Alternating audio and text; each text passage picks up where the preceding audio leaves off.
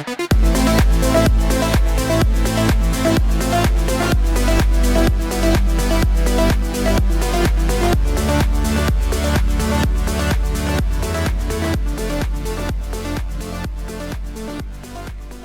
kids, Aussie Moto Matt coming at you from a place called Munrooban.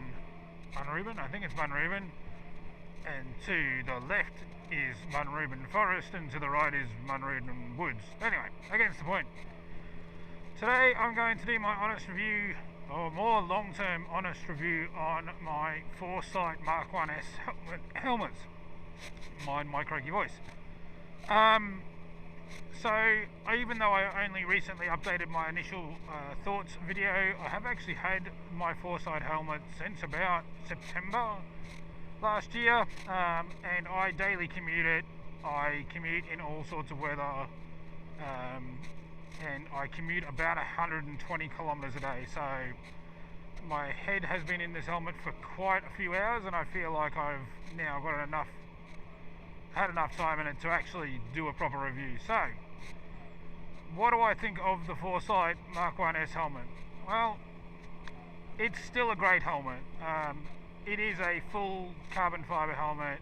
It is still super light. It is still got a still got a great camera. Audio is fantastic in it. Fit and finish is amazing. It does everything it's supposed to do, and it's EC approved and all the things that you want out of a helmet. Is it perfect? It's getting there. It's not a perfect helmet, and when I say it's not a perfect helmet, it's not a perfect helmet because of, in my opinion, because of the software. The software is the unfortunate Achilles heel of this helmet, and just this morning it played up again. Now, as I say that, the guys at Forcite are forever updating the software. I have never seen a piece of software get so many updates in such a short amount of time. And every time they do an update, it just gets just a little bit better. So it is getting lots better.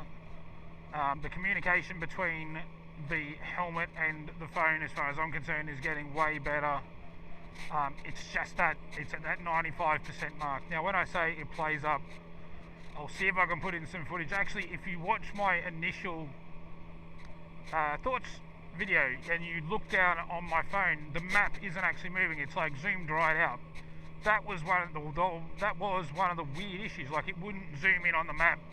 It would give you all the instructions. It would do everything it was supposed to do, but it wouldn't actually zoom down on the map and give you like turn-by-turn navigation. Now, you shouldn't be watching your phone anyway, and you should be using the built-in functionality and the LEDs on the actual helmet itself.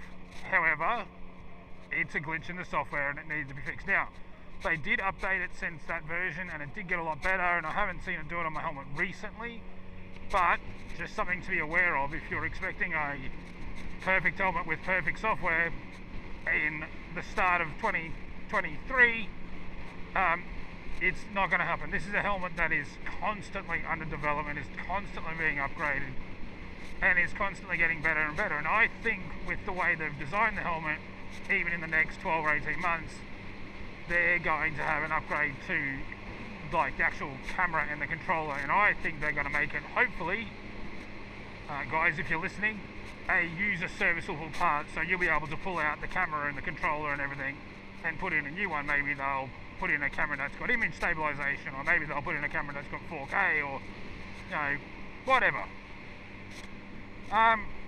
But yes, getting back to like the helmet, it's a great helmet. It fits really well. If I was going to give some feedback to Forcite about the helmet, about my personal experience, I can't for the life of me understand, and Forcite do it, and Ruroc do it.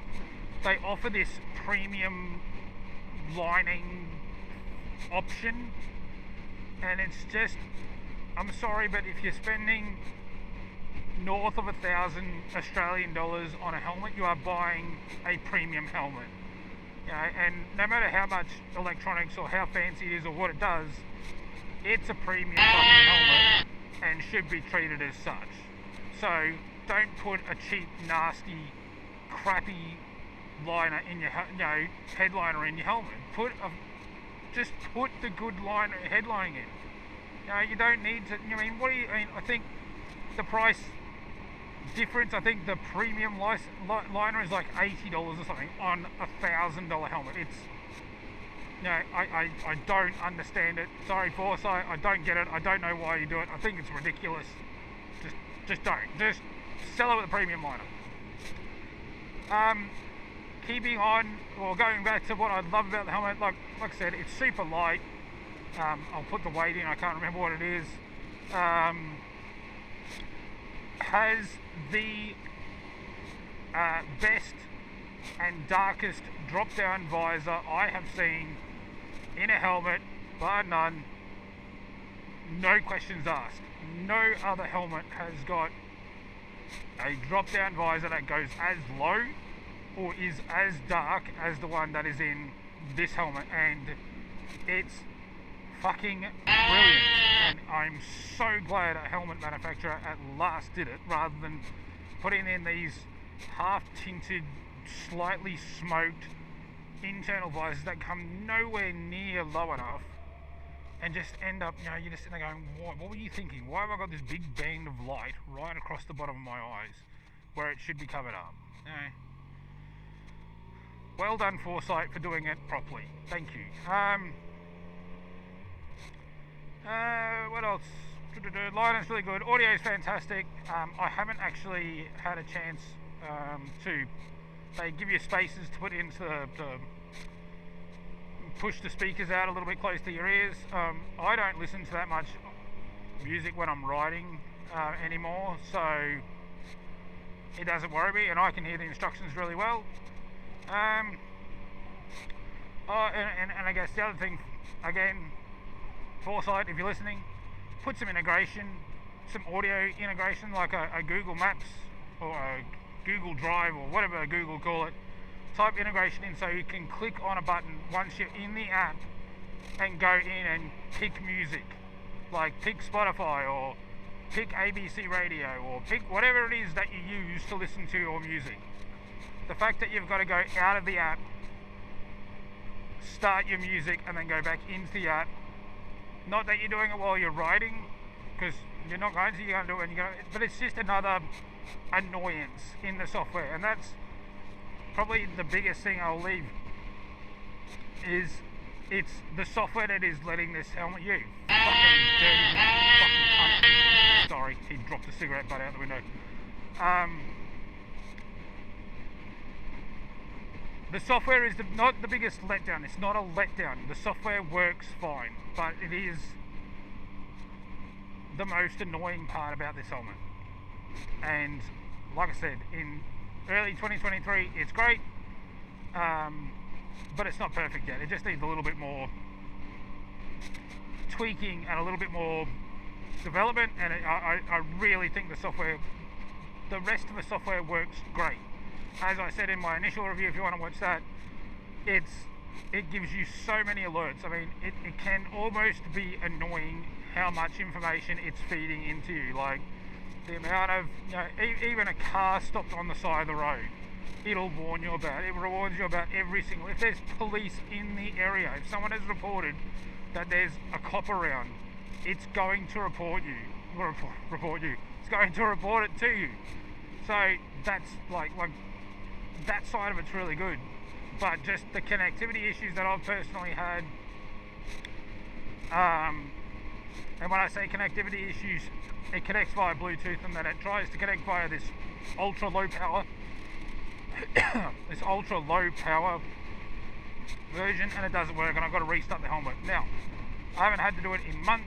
When I say months, I haven't done it probably in months after the last firmware update. And then just this morning, it decided it was just going to play out. Now, like I said, if you're expecting that perfect piece of software that's going to just work, do not buy this helmet just yet. I know Forcite will get it right. Their development team are constantly improving the software, but yeah, I'd hold off. Would I buy the helmet again? 100% yes. The helmet fits my head very well. It's a great fit, and I would buy this helmet again, 100%. No questions asked. If something happened, if this one broke, if I dropped it and smashed it, whatever, I would spend the $1,200 again and buy it again, 100%.